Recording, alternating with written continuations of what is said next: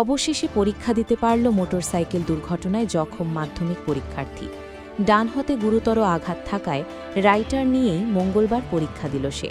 জানা গিয়েছে, সোমবার পরীক্ষা দিয়ে বাড়ি ফেরার সময় বেপরোয়া বাইকের ধাক্কায় জখম হয় বাগনান থানা এলাকার বাসিন্দা ও শ্যামপুর নয়নচন্দ্র বিদ্যাপীঠের ছাত্র কুন্তল খাড়া।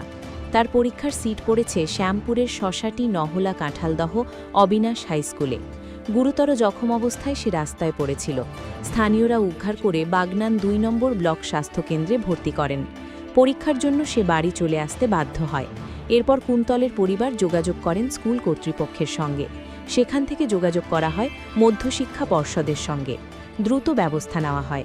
রাতারাতি তৎপরতা গ্রহণ করে মধ্যশিক্ষা পর্ষদ। মঙ্গলবার অতিরিক্ত আয়োজন করে পরীক্ষা দেওয়ার ব্যবস্থা করা হয়। যেই ছেলেটি কালকে অ্যাক্সিডেন্ট ঘটেছিল, আমরা আজকে বোর্ডের মারফতে একটা রাইটার অ্যারেঞ্জ করে সেই ছেলেটি আজকে সুস্থভাবে পরীক্ষা দিচ্ছে। তার মা বাবাকে আমি আশ্বাস দিয়ে এলাম কি তারা পরীক্ষা বসে গেছে, তাদের ছবিও দেখিয়ে দিলাম।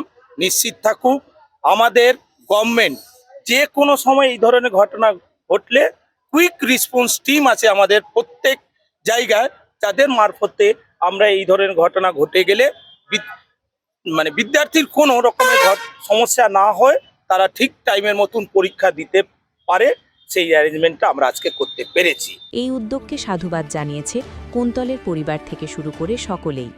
ছেলে কালকে অ্যাক্সিডেন্ট করেছিল, তারপর আমাদের স্কুলে স্যারকে গিয়ে জানিয়েছি। জানাতে স্যারেরা আমাকে সাহস দিয়েছে যে আজকে ছেলে পরীক্ষা দিতে পারবে।